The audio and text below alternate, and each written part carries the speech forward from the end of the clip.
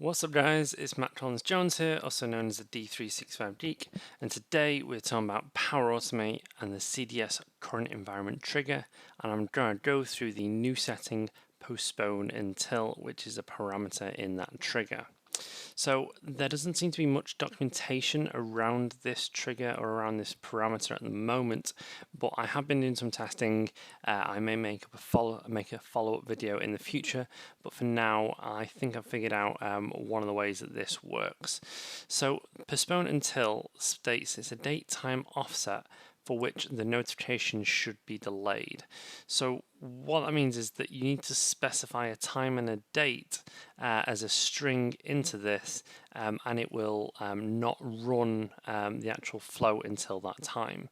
So you could have a flow where you need to trigger something on update, like after hours, for instance, and if it's after hours, it does a certain thing. Else, if it's before that, you don't actually want to trigger it until later on. So you could trigger it at a specific time of day. So what it'll do is if you hit the parameters for triggering this in terms of creating a record, or updating a record or deleting a record, it will actually store that, and then when it hits that date and time that you specify in, it will run the flow, and then you will get out of it the whatever you're doing afterwards. So in here I've got an action down here, and what I'm going to do is I'm going to put account name into there so we know which one is triggering off. And in this postpone until, what I'm going to do is I'm going to put in a UTC style date and time parameter. So I should have one in my keyboard buffer, that one, and what that will do is the flow won't trigger officially, but it will wait and it will poll until it gets to that time, and then it will run. So at the moment in the UK it is 8:48. Now I am currently in British summertime, which means I am an hour ahead of UTC, and this runs in UTC, as does all of Dynamics and Power Automate.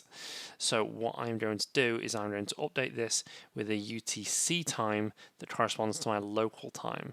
So if I change this to be 1951, for instance, so in 3 minutes time, I can trigger this, and I can wait for that to happen. So if I click on test, and if I say I'll perform the trigger action,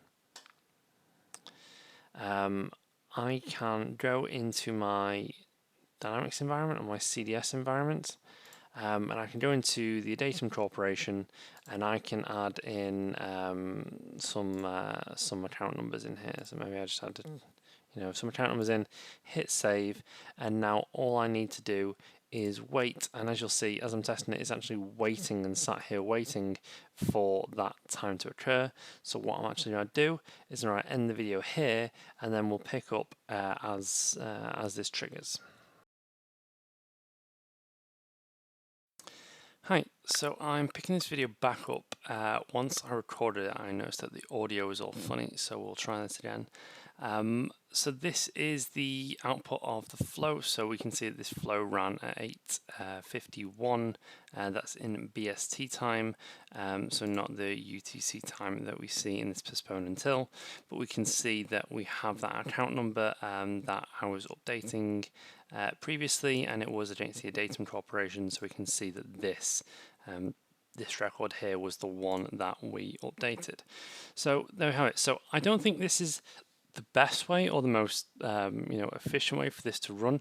I think there is maybe some missing information from Microsoft that we still require about this parameter that we can pass in, because I think passing in an entire string with a completed date and time is not the most effective, because I can't do anything in the way of expressions to say, I want this to run at UTC now, but plus a day or plus an hour or something like that.